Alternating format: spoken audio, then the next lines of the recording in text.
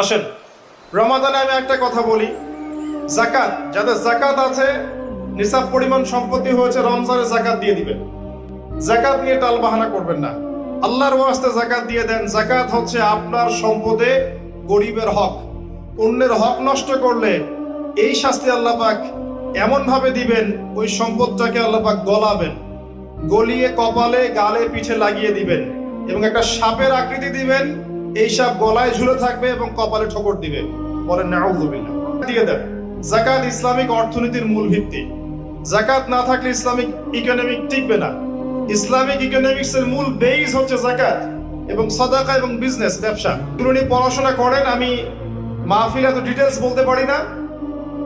আমি আগেও বলেছি, আমি ওয়াজ মাহফিলে আমি আমার জানা মতে 30-40% কথা বলতে পারি না। বাকি 60% পড়ে, 50% পড়ে। এগুলো বলার পরিবেশ এই মাহফিলগুলো নয়। ইনশাআল্লাহ আস্তে আস্তে যতটুকু জানিয়ে বলার চেষ্টা করব। ওয়ামা তাওফীকি ইল্লা বিল্লাহ, আলাইহি তাওয়াক্কালতু ওয়া ইলাইহি উনীব। যাকাত ইসলামিক ইকোনমিক্সের বেস। ইসলামিক ইকোনমিক্স সম্পর্কে জানতে হলে, বুঝতে হলে, পড়তে হলে আমি একজন আলেমের নাম বলছি, যাকে আমি বেসিক্যালি ফলো করার চেষ্টা করি ইকোনমিক সেকশনে এবং অন্যান্য সেকশনেও। তিনি আমার খুব শ্রদ্ধেয় একজন আলেম, তাকি উসমানী তামাদ বারাকাতুহু। তার ইকোনমিক্সের সিরিজ আছে, ইসলামিক অর্থনীতির সিরিজ আছে বই, 10টা-15টা বই শুধু অর্থনীতির উপরেই। এগুলো কিনেন, ঢাকায় বাংলা বাজারে পাবেন। কিনে এনে বাসায় পড়েন, আপনি দেখবেন ইসলামিক অর্থনীতি কি জিনিস। আর অর্থনীতির জ্ঞান না থাকার কারণেই, অর্থনীতির বিশুদ্ধ জ্ঞান না থাকার কারণেই আমরা ইবাদত বন্দেগীর জীবনে, নামাজে হলেও ব্যবসায়িক জীবনে, অর্থনৈতিক জীবনে পাক্কা সুদখোর হয়ে বসে আছে। আমার কথা কি বুঝতে পারছেন ভাই? অর্থনীতির জ্ঞান দরকার আছে না? একটা রাষ্ট্র মনে করেন যার কাছে অর্থনৈতিক সুপার পাওয়ার, তার কাছে ইকোনমিক চাবিকাঠি আছে। ওয়ার্ল্ডের একটা রাষ্ট্র মনে করেন তার কাছে অর্থনৈতিক চাবিকাঠি আছে। সে চাইলে কাউকে ইকোনমিক ভাবে দুর্বল করতে পারে, কাউকে শক্তিশালী করতে পারে। এখন অন্যান্য রাষ্ট্ররা এর আনুগত্য করবে না? করবে না? করবে।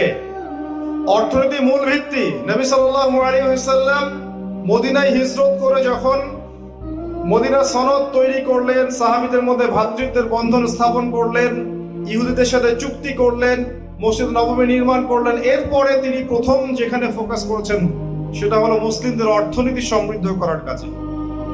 তারপরে সামরিক বাহিনী গঠন ইত্যাদি ইত্যাদি। অর্থনীতি মূল জিনিস। আর এই বিষয়গুলো আমাদের প্রতিষ্ঠানগুলোতে আরো বেশি বেশি পড়ানো উচিত। এটা আমার নসিহা। বাকি যারা এর দায়িত্বশীল তারা বুঝবেন। আসুন, আমি যেটা বলছিলাম, রমাদান মাসে জাকাতগুলোকে দিয়ে দেন।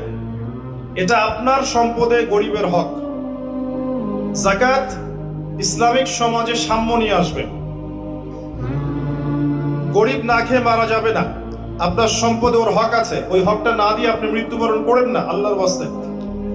এই পর্যন্ত যে জাকাতগুলো দেন নাই সেটাও হিসেব করা উচিত যে আপনি কত টাকা জাকাত দেন নাই।